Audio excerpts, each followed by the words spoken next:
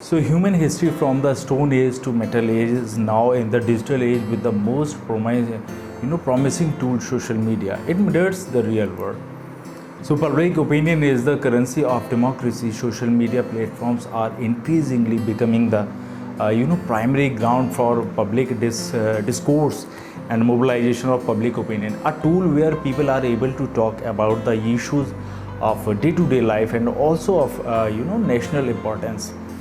So social media today is no longer just an innocent space to connect with friends and family. Instead, it has metamorphosed into becoming an influential space for political activity and creating a new political dialogue.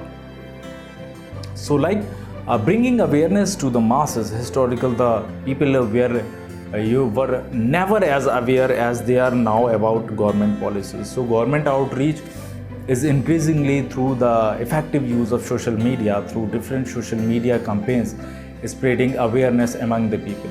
Like as an example, social media was highly effective in promoting precautionary awareness and mobilizing lead for medicines during the COVID pandemic. So social media has been instrumental in the bringing people and their represented close. So it's a represented, it's a very close. So communication barrier that did not allow people to interact with the leaders have reduced significantly because of social media. So politicians are reaching out to their supporter on social media. They are making sure to keep the public in the loop through their engagement and post on social media.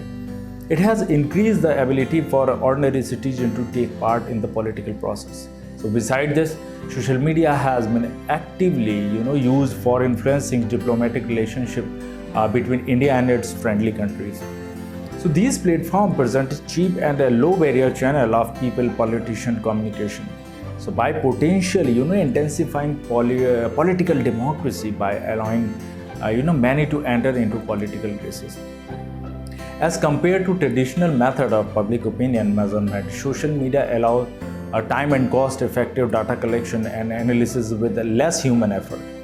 So data analytics has evolved itself to become the brain of every election campaign. It helps the election campaign committee understand the voter better and align their policies to their needs.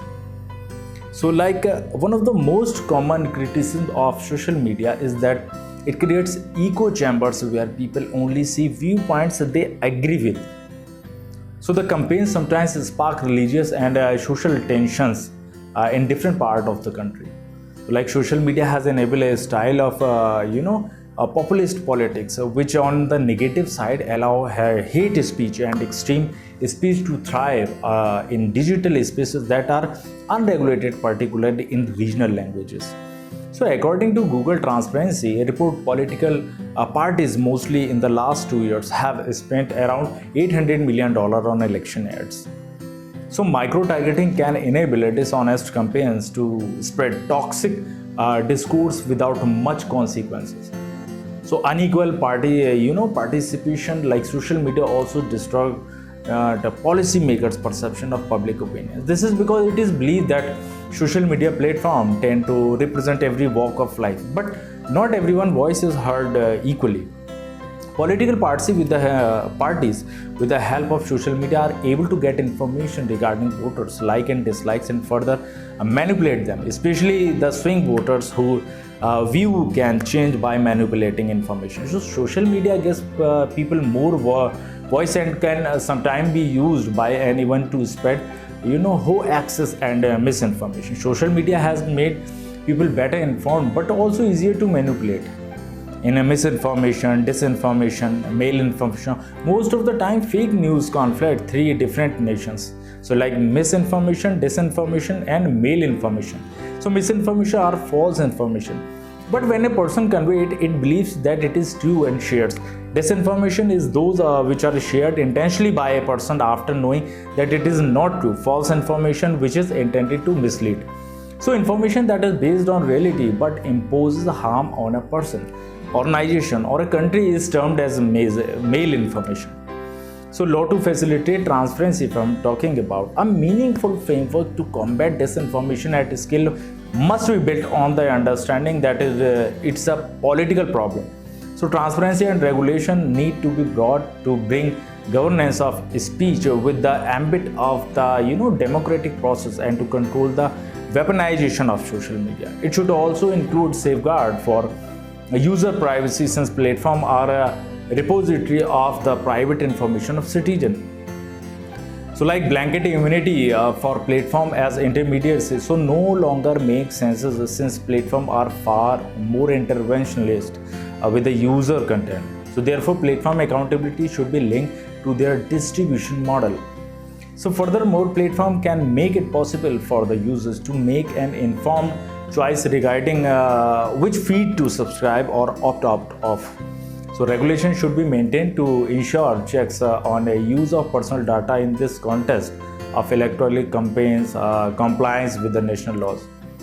So like democracy in its true spirit demands equally opportunities for all parties, and free and fair election gives all parties equal opportunities. Strict norms to be used social media for political purposes is the need of the hour that minority political. So campaigns are given equally attention. The Election Commission of India and its model to conduct to great length to make sure that one party doesn't have an undue advantage over another just because it is in power. So that was the important discussion nowadays, the role of media, and it's a very necessary. Like we can correlate all the discussion with the topic business ethics and like ethics, in media industry, ethics of media industry in the social context. Thanks for watching.